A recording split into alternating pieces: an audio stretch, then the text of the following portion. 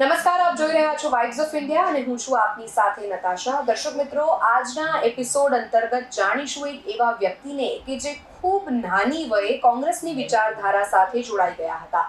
Youth leader અને યુવા leader ત્યારબાદની સફર અને ત્યારથી કોર્પોરેટરથી લઈને હવે વિરોધ પક્ષના નેતા તરીકે તેઓ અમદાવાદ મ્યુનિસિપલ કોર્પોરેશનની આ ગાદી સુધી પહોંચ્યા છે. ત્યારે તેઓનો સંઘર્ષ પથ કેવો રહ્યો અને કેટલો લાંબો રહ્યો, આ ઉપરાંત તેઓ કોંગ્રેસની વિચારધારા માટે અથવા તો કોંગ્રેસની વિચારધારા સાથે શા માટે જોડાયેલા છે અને આગામી સમયમાં યોજાનાર ગુજરાત વિધાનસભાની ચૂંટણીને અનુલક્ષીને કોંગ્રેસ પાર્ટી અને ખાસ કરી શહેજાદ ખાન પઠાણ તેઓ આગામી સમયમાં કેવા કાર્યો કરવાના છે, આ તમામ બાબતોને જાણીશું આજના એપિસોડ અંતર્ગત.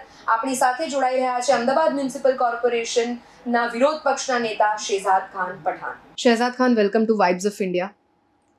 સૌથી પહેલો મારો સવાલ છે કે તમને કોંગ્રેસમાં જોડાવાનો વિચાર ક્યારે આવ્યો અને શા માટે? 2010 में when I was 21, Okay. at the age of 21, मैं कांग्रेस पार्टी की विचारधारा से प्रेरित हुआ. ઓકે. और कांग्रेस पार्टी में हमारे राहुल गांधी जी, हमारे जो युवा उस समय हमारे आदर्श नेता और युवा नेता की जो सोच थी कि कांग्रेस पार्टी एक सेक्युलरिज्म को आगे रखती है. कांग्रेस पार्टी की जो विचारधारा है वो बाबा साहब की विचारधारा है, वो महात्मा गांधी जी की विचारधारा है और सरदार पटेल जी की विचारधारा है. तो वो विचारधारा को सोचकर जो सबको साथ लेकर चलती है, तो उस सोच को लेकर मैं राजनीति में आना चाहता था. And there was only Congress party उस समय जो वो विचारधारा को लेकर इस देश को आगे लेकर जा रही है. तो इसलिए मैं कांग्रेस पार्टी को मैंने चुना और कांग्रेस पार्टी की विचारधारा को चुना. 2022 જાન્યુઆરી મહિનામાં તમને વિરોધ પક્ષના નેતા તરીકે પસંદ કરવામાં આવ્યા. તમને શું લાગે છે કે તમારો ચહેરો કેમ પસંદ કરાયો? It's about youth leadership, like Rahul Gandhi always believe in के एक youth चेहरों को और युवाओं को राजनीति में लाना चाहिए. लाइक एक उदाहरण देता हूँ मैं. मेरी फैमिली में कोई राजनीति में नहीं था, मैं भी कभी राजनीति में नहीं रहा, लेकिन यूथ कांग्रेस के द्वारा राहुल जी ने एक गेट बनाया कि जिसमें युवाओं को राजनीति में लेकर आए, जिनकी फैमिली जो कभी राजनीति में नहीं थी. लोग कहते हैं कि वंशवाद कांग्रेस पार्टी में चलता है, परिवारवाद चलता है, जैसे भारतीय जनता पार्टी कहती है. लेकिन ये कभी नहीं कहा किसी ने कि राहुल गांधी ने NSUI बनाई, जहाँ पे स्टूडेंट्स को कॉलेज के समय से ही कांग्रेस पार्टी की विचारधारा से जोड़ा जाता है और वो जो स्टूडेंट है वो कांग्रेस पार्टी में जोड़ता है. इसलिए किसी बड़े नेता की जरूरत नहीं होती. ऐसे ही same goes to youth Congress. तो यूथ कांग्रेस में भी राहुल जी ने एक ओपन स्पेस बनाया ताकि युवाओं को स्थान मिले, और इसलिए राहुल जी ने मुझे चुना. I was the youngest corporator during 2010 और ये मेरी थर्ड टर्म है. तो दैट वाज, और मैं पार्टी का आभार भी मानता हूँ कि उन्होंने मुझे चुना है. इसलिए तो Rahul ji always believe in youth leadership, तो उसका सबसे बड़ा उदाहरण उन्होंने अहमदाबाद में दिया है. शहजाद खान की जब हम बात कर रहे हैं तो सन्नी बाबा से शहजाद खान की सफ़र आपने तय की है. आपने जैसे कहा ये आपकी कॉर्पोरेटर के दरमियान में तीसरी टर्म है. कॉर्पोरेटर से विरोध पक्ष के नेता की ये जो आपने जर्नी तय की है, कैसी रही अब तक? लाइफ हमेशा संघर्ष भरी रहती है. And if you goes to with राजनीति में मैं मानता हूँ, और राजनीति हर जगह राजनीति होगी. किसी परिवार में भी राजनीति होती है, हर परिवार में होती है, एक छोटे घर में भी रहती है. तो हर जगह कहीं ना कहीं कोई भी प्रोफेशन हो, एक संघर्ष रहता है. And if you are in politics तो एक संघर्ष ये रहता है कि आप लोगों के बीच में उतरते हो जी. एक चेहरा बन के उतरते हो, लोग आपको वोट देते हैं. तो उनकी जो सोच है कि आप उनका काम करिए, आप उनका कार्य करिए, आप उनके लिए सेटिस्फाइड वर्क करिए. तो वो सोचकर मेरा बहुत संघर्ष भरा वो रहा. मैं 2010 में कॉर्पोरेटर बना. उसके बाद मैं यूथ कांग्रेस में नेशनल सेक्रेटरी भी रहा. राहुल जी की टीम में था. राजस्थान में इंचार्ज रहा, हरियाणा में इंचार्ज रहा. तो मैंने मेरे दायरे को सिर्फ अहमदाबाद में नहीं रखा. मैं यूपी चुनाव में भी प्रचारों में गया. मैंने राजस्थान के भरतपुर संभाग में भी बहुत प्रचार किया. तो संघर्ष रहा, लेकिन कहीं ना कहीं पार्टी ने मुझे स्थान भी दिया और पार्टी ने रिस्पेक्ट भी दी और पार्टी ने मेरे कार्यों को सराहा कर मुझे विरोध पक्ष का नेता भी बनाया. जबकि पार्टी ने आपको स्थान दिया, ये सब लोगों ने देखा. लोगों ने जो आपके कार्य को सराहा है, तो अगर हम आपसे पूछे कि आपने ऐसे कौन से कार्य किए हैं जो आपको याद है कि आपने अपने विस्तार के लोगों के लिए किए हो या फिर आम जनता के लिए किए हो? तो मैं मानता हूँ राजनीति में काम, अगर यदि आप एक इलेक्टेड रिप्रेजेंटेटिव होते हो तो लोगों की उम्मीदें बढ़ जाते हैं। और मैं तो बहुत यंग था और राहुल जी की टीम में था, तो लोगों को उम्मीदें थी बहुत काम करेगा। तो जो बेसिक काम होते हैं कॉरपोरेशन के, वो तो रोज के काम है। किसी की सड़क बनाना, किसी सोसाइटी में ड्रेनेज लाइन, वाटर लाइन डालना। लेकिन मैं मानता हूँ कि सिर्फ वो दायरे में मैंने मेरे खुद को नहीं रखा। सड़कों पे आंदोलन किए मैंने बहुत, यहाँ पर अहमदाबाद म्युनिसिपल कॉरपोरेशन में लोगों की आवाज उठाई। इसलिए भारतीय जनता पार्टी ने मेरे पे 4 पुलिस केसेस भी की है। आज भी भारतीय जनता पार्टी ने पुलिस को आगे रखकर मेरी जैसे एक युवा नेता का पासपोर्ट भी जब्त करके रखा हुआ है। और जब एनआरसी सीए जैसे काले कानून जब लेकर आई भारतीय जनता पार्टी, उस समय मैं सड़कों पर उतरा था आंदोलन में। तो यही भारतीय जनता पार्टी ने 2 महीने तक मुझे लोगों की आवाज दबाने के लिए जेल में भी रखा। तो ऐसे कई मुद्दे रहे। यहाँ पर मेयर के ऑफिस पे प्रोटेस्ट पे मेरे पे पुलिस केस किया गया। अहमदाबाद में बड़ी बड़ी जाहिरातें भारतीय जनता पार्टी करती है कि हमने अहमदाबाद को जीरो वेस्ट सिटी बना दिया है, क्लीनेस्ट सिटी ऑफ इंडिया बनाया है। तो एक बार मैं कचरे का ट्रैक्टर खुद चलाकर यहाँ कॉर्पोरेशन में डंप किया, उसका भी पुलिस केस किया। तो राजनीति में लोगों के काम के साथ साथ मैंने सड़कों पर लोगों की आवाज भी उठाई है और लोगों के लिए आंदोलन भी की है। और यही भारतीय जनता पार्टी ने मेरी आवाज को रोकने के लिए मुझसे पुलिस केस लगाकर मुझे डराने का और डिमोरल करने का भी काम किया है। आपने कहा आपके अब तक के जवाबों में हमने अक्सर एक नाम सुना और वो था राहुल गांधी का। जब हम गुजरात कांग्रेस की बात करते हैं तो आपके मुंह से हमने परेश धानाणी, अमित चावड़ा या जगदीश ठाकुर का नाम अब तक क्यों नहीं सुना? नहीं, ऐसा नहीं। हमारा आदर्श नेता है जगदीश भाई हो, परेश भाई हो, अमित चावड़ा जी, अर्जुन भाई हो, भरत भाई हो। लेकिन इट गोज विथ, मैंने जैसे कहा यूथ कांग्रेस, तो यूथ कांग्रेस में एक द्वार खोले गए थे कि राहुल जी की विचारधारा को लेकर, कांग्रेस पार्टी की विचारधारा को लेकर हम लोग फॉलो करते हैं। और मैं ही नहीं, आप जगदीश भाई से भी बात करोगे तो वो यही बात करेंगे कि हम कांग्रेस पार्टी की विचारधारा फॉलो करते हैं और हम आदरणीय नेता राहुल जी की रिस्पेक्ट करते हैं। तो उसमें मैं नहीं मानता कि कोई एक नाम से या कोई एक व्यक्ति से ऐसा कुछ राजनीति होती है। मेरी सोच है, मैं राहुल जी को फॉलो करता हूँ और मैं ही नहीं, कांग्रेस पार्टी के हजारों लाखों कार्यकर्ता जो गुजरात कांग्रेस में है वो सभी राहुल जी को फॉलो करते हैं। हालांकि नाम ना लिया जाए, लेकिन जब हम गुजरात कांग्रेस की स्थिति को देखें तो पिछले 2 दायकों से भी ज्यादा वक्त से गुजरात राज्य में भारतीय जनता पार्टी का ही शासन चला आ रहा है, जहां पे कांग्रेस अपना शासन बनाने के लिए किस तरह के तर्क वितर्क लगा रही है, फिर भी कांग्रेस को कामना नहीं मिल रही, कामयाबी नहीं मिल रही। आपने देखा होगा कि 2002 के बाद से जो माहौल गुजरात में बना, ठीक है, जो लोगों को बांटा गया, लोगों को धर्म के नाम पर राजनीति सिखाई गई, धर्म के नाम पर, जात के नाम पर, हिंदू तो कौन सा हिंदू, मुस्लिम तो कौन सा मुस्लिम, क्रिश्चियन तो कौन सा क्रिश्चियन, वो भाग बटाई के नाम से जो राजनीति शुरू हुई वो आज भी थमने का नाम नहीं ले रही है।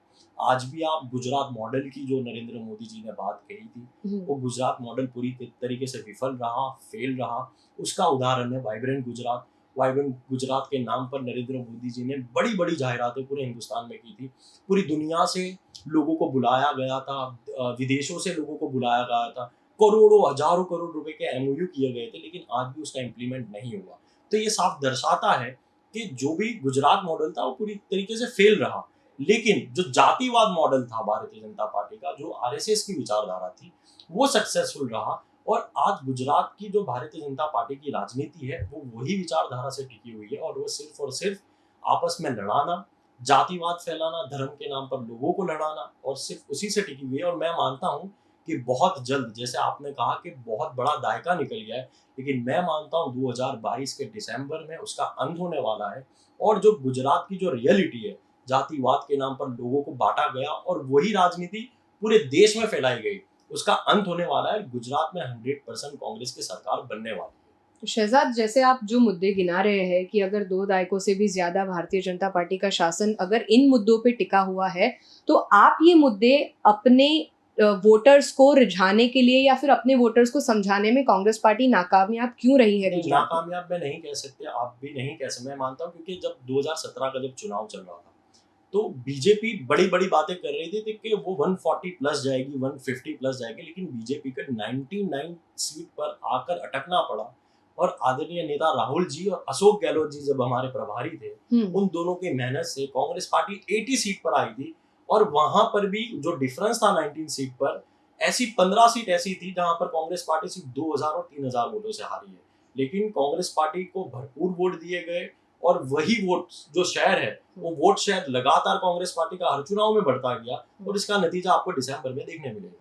आप जिस वोट शेयर की बात कर रहे हैं, दानी लिमड़ा के यूथ को शहजाद खान पठान पे खास भरोसा है, क्या ये मुस्लिम यूथ है? अगर है तो ऐसा क्यों?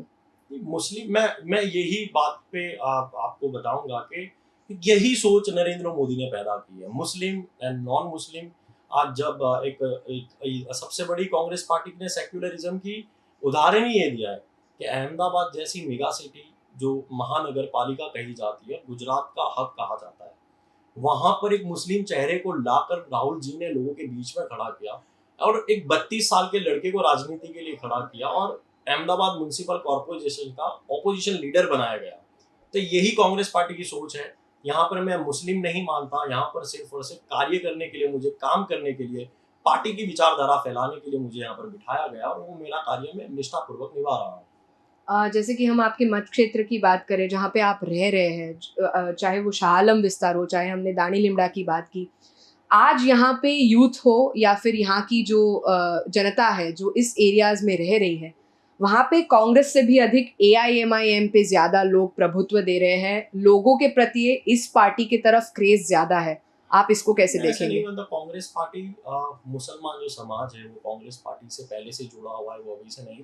देश की आज़ादी में कौन लड़ा था, आप MIM की बात कर रहे हो, तो मैं सिर्फ एक ही चीज़ पूछना चाहता हूँ कि देश की आज़ादी के समय MIM का एक लीडर मुझे बता दीजिए कि जिन्होंने इस देश के लिए बलिदान दिया हो, जिन्होंने इस देश के लिए खून बहाया हो। और रही बात AIMIM की, तो वो विचारधारी वाला पार्टी है जो विचारधारा भारतीय जनता पार्टी रखती है, जो उनकी सोच है एक सिर्फ स्पेशल कम्युनिटी पे राजनीति करना। मैं मानता हूँ ये कांग्रेस पार्टी की सोच नहीं है और ये एज ए यंगस्टर मैं इस देश को आगे देखूंगा तो यही देखूंगा कि हिंदुस्तान में सभी धर्म कंधे से कंधा मिलाकर चले, कंधे से कंधा मिलाकर डेवलपमेंट करे। मैं नहीं चाहूंगा कि स्पेशलाइज कोई मुस्लिम नेता राज करे या कोई हिंदू नेता राज करे। इस देश में जो भी राज करे, जो भी पार्टी आए, उस सबको साथ लेकर, सबको इकट्ठा लेकर एक दूसरे को मानवता के लिए, it's about human, it is not about politics and it's not about personal issues and you can tell anything like. लेकिन मैं मानता हूं कि ओवैसी जी की जो सोच है, हालांकि वो सांसद है हैदराबाद से, लेकिन वो हैदराबाद है, ये अहमदाबाद है। यहाँ पर नरेंद्र मोदी स्टाइल आप राजनीति करके वोट पोलराइज करके बीजेपी को फायदा पहुंचा है। मैं मानता हूँ अहमदाबाद का जो मुसलमान समाज है वो बहुत समझदार है। 2002 के दंगे देखे हुए हैं उन्होंने, तो वो वोट पोलराइज नहीं करेगा, कांग्रेस पार्टी के साथ खड़ा रहेगा। 2022 की तो बात करेंगे ही, लेकिन हम फिर से आपको वो वक्त याद दिलाएंगे जब आपको विरोध पक्ष नेता के लिए चुना गया था। तब कांग्रेस पार्टी के ही नेता ने विरोध भी किया था, उसको आप कैसे देखते हैं? राजनीति में हर किसी को अपेक्षा रहती है। मैं मानता हूँ आपके न्यूज चैनल में भी जैसे आप रिपोर्टर हो तो कहीं ना कहीं आपको भी संघर्ष करके यहाँ पर पहुंचना हुआ होगा। और ऐसा नहीं है कि राजनीति में कोई भी अपेक्षा लेके आता है, और अपेक्षा बुरी बात नहीं है, ये इट्स एन ह्यूमन नेचर, हर किसी को रहती है। कोई प्राइवेट कंपनी हो, ऑर्गेनाइजेशन हो, जहाँ पे मैनेजर की पोस्ट हो, जनरल मैनेजर की पोस्ट हो, CEO की पोस्ट हो, तो हर किसी को अपेक्षा रहती है और वो अपेक्षा शहजाद आपने गलत भी नहीं है। उदाहरण देने की अच्छी कोशिश की, लेकिन मैं शायद इसी से एक सवाल पूछना चाहूंगी कि अंदरूनी जो विरोध होता है, शायद इसी की वजह से पार्टी कहीं ना कहीं लोगों के आगे वीक प्रिटेंड हो रही है। अंदरूनी राजनीति कौन सी पार्टी में नहीं होती है, आप मुझे बताइए। भारतीय जनता पार्टी में एक ही दिन में CM को बदल दिया जाता है, गृह मंत्री को बदल दिया जाता है, पूरी मिनिस्ट्री बदल दी जाती है, पर उनका विरोध बाहर तक नहीं आता। किसके कहने पे बदली जाती है? सिर्फ एक व्यक्ति पे। यही कांग्रेस पार्टी और भारतीय जनता पार्टी में फर्क है। यहाँ पर सबकी आवाज को सुनाए दिया जाता है, सबके आइडियाज को लिया जाता है, सबको बताया जाता है कि हम ये कर, ना कि एक व्यक्ति के नाम पर दिल्ली से लेटर आता है और थोपा जाता है कि आज आपके सबको बदलना। और आप पूछ रहे हो कि विरोध नहीं है, आप उनसे पर्सनली जाकर कभी पूछोगे तो वो आपको बताएंगे कौन सा व्यक्ति होगा जो CM नहीं बनना चाहेगा। उसने CM पद से उसको 1 साल पहले उसको रिजाइन करवा दिया। और क्यों रिजाइन करवाया? चलो यदि वो कहते हैं दैट ही इज सेटिस्फाइड, उसने रिजाइन कर दिया, तो क्या उनकी वो विफलताएं थी 4 साल वो पब्लिक का काम नहीं कर पाए तो उनको चेंज कर देना पड़ा? तो मैं ये मानता हूँ कि कांग्रेस पार्टी सिर्फ एक व्यक्ति के लेटर पैड पे नहीं मानती है। कांग्रेस पार्टी एक सोच है और सबको साथ लेकर चलती है। तो यदि कहा कि लोगों ने मेरा विरोध करा, मैं चाहता हूँ वो मेरे साथी कॉर्पोरेटर है, कांग्रेस पार्टी से जुड़े हुए हैं, कांग्रेस पार्टी एक परिवार है, वो मेरे परिवार के सभ्य है, उन्होंने मेरा विरोध किया। मैं मानता हूँ यहाँ पर अपेक्षा एक पोस्ट है, आज मेरे पहले कोई और था, आज मैं हूँ, मेरे बाद कोई और आएगा, तो इट्स अबाउट अ पोस्ट। और मैं मानता नहीं हूँ कि उसके बाद किसी को कोई प्रॉब्लम है। आज कांग्रेस पार्टी में कभी भी कार्यक्रम रहते हैं कॉर्पोरेशन में, तो हमारे सभी कॉर्पोरेटर आके साथ में आंदोलन करते हैं।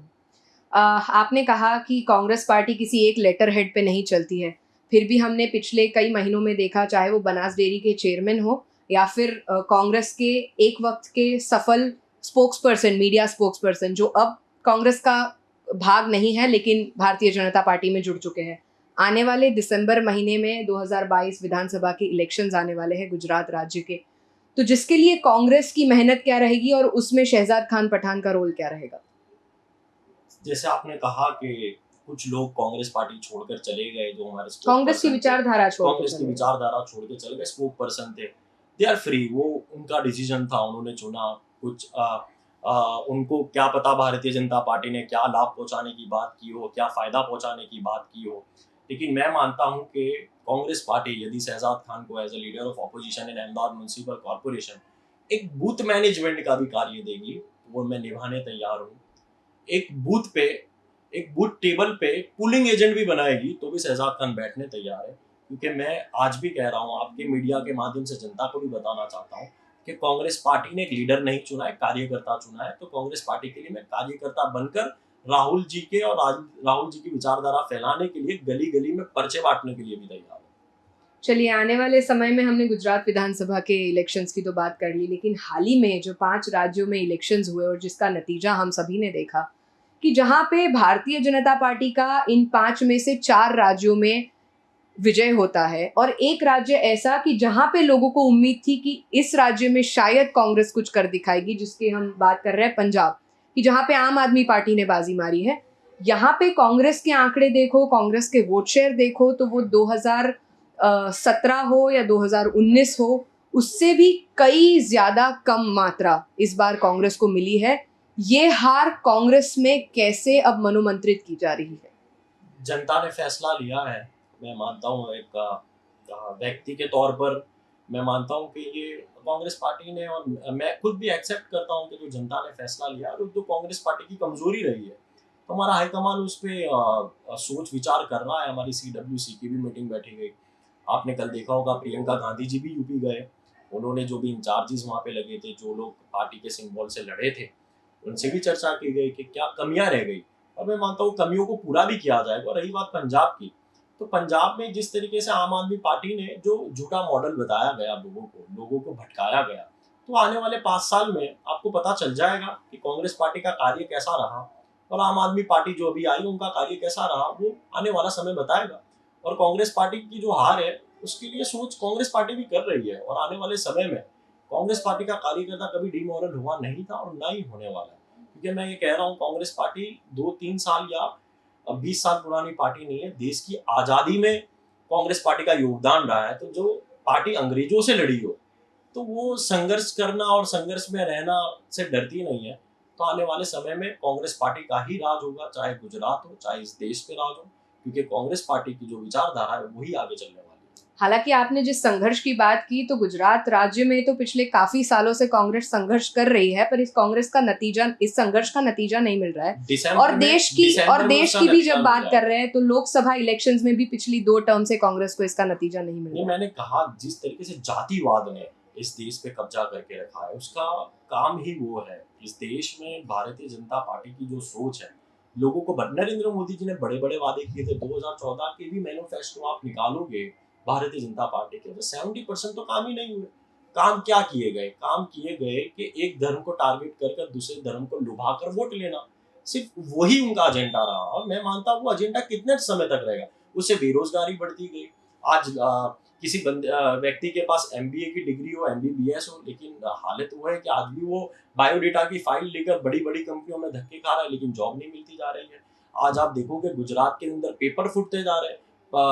विद्यार्थी परीक्षा के लिए मेहनत करता है, लेकिन पेपर फूट जाते हैं। क्यों? क्योंकि RSS के और भारतीय जनता पार्टी के कार्यकर्ताओं को गवर्नमेंट जॉब दिलाने के लिए पेपर को पहले रिलीज किया जाता है। तो ये जो भ्रम फैलाया गया, जो नरेंद्र मोदी जी के वादे थे, 15 लाख वापस देंगे, आपके बैंक अकाउंट पे लेकर आएंगे, काला धन हिंदुस्तान में लेकर आएंगे, गंगा सफाई कर देंगे, 2 करोड़ रोजगार देंगे, ये मुद्दों पे तो बात ही नहीं की जाती। बात की जाएगी तो हिंदू मुस्लिम के नाम पर बात की जाएगी। तो आज हमारी लड़ाई उनके आगे यही सोच कर आगे कि आप काम की बातें करिए, ना कि आप सिर्फ हिंदू मुसलमान की बात करिए। कभी ये बात करेंगे एनआरसी सीए की, कभी ये बात करेंगे राम मंदिर ये की, सारे कभी ये मुद्दे बात करेंगे काफी बार हमने सुने हैं। चलिए इन सारे मुद्दों को साइड में रखते हुए एक यूथ नेता की जो आपकी छवि रही है अब तक, आप विचारधारा से तो जुड़े हुए हैं ही, लेकिन अगर आप पार्टी को साइड में रखते हुए शहजाद खान पठान की जब बात करते तो यूथ लीडर के हिसाब से आपके काफी सारे सपोर्टर्स हैं, काफी सारे फॉलोअर्स हैं। एक यूथ लीडर के तौर पे आप किन ऐसे मुद्दों पे भार देना चाहेंगे आने वाले इलेक्शंस के लिए और आपके जो वोटर्स हैं उनके लिए? मैं एज अ पर्सनल मेरी सोच ये है कि मैं रोज़गार पर ज़्यादा मैं भार देना चाहूँगा 2022 में, क्योंकि गुजरात में आप देखोगे कि कहीं अभी भी इतनी बेरोज़गारी है और एक तरफ कोरोना जैसी महामारी ने 2 साल तक रोज़गार बंद करके रखा हुआ है। लोगों के महंगाई रुकने का नाम नहीं ले रही है, लोगों की इनकम सोर्स नहीं है।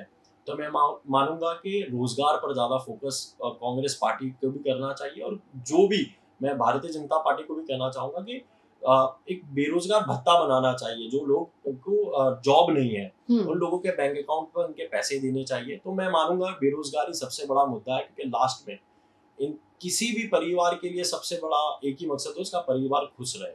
चाहे एक नॉर्मल परिवार हो, गरीब परिवार हो, हर किसी को एक ही होता है कि उनके घर में 3 टाइम खाना मिले। तो और उसके लिए रोजगार होना बहुत ज़रूरी है। तो एज ए यंगस्टर मैं एक ही चीज़ चाहूँगा कि हर किसी को रोजगार मिले, हर किसी का परिवार खुश रहे, हर किसी को एक इनकम सोर्स हो, ताकि वो हंसी खुशी से रह सके और खा सके। चलिए हम उम्मीद करते हैं शहजाद खान पठान की जितनी भी उम्मीदें हैं वो आगे आने वाले समय में आपको फलदायी साबित हो, और आप हमारे साथ जुड़े इसके लिए आपका बहुत थैंक यू शुक्रिया। Thank you. તો આ હતી શહેજાદ ખાન પઠાણ સાથેની સીધી વાતચીત। આવા જ અનેક મુદ્દાઓ અને આવા જ અનેક ઇન્ટરવ્યુઝ માટે આપ જોવાનું ચૂકશો નહીં વાઇબ્સ ઓફ ઇન્ડિયા। હાલ બસ આટલું જ, મને આપશો રજા। નમસ્કાર।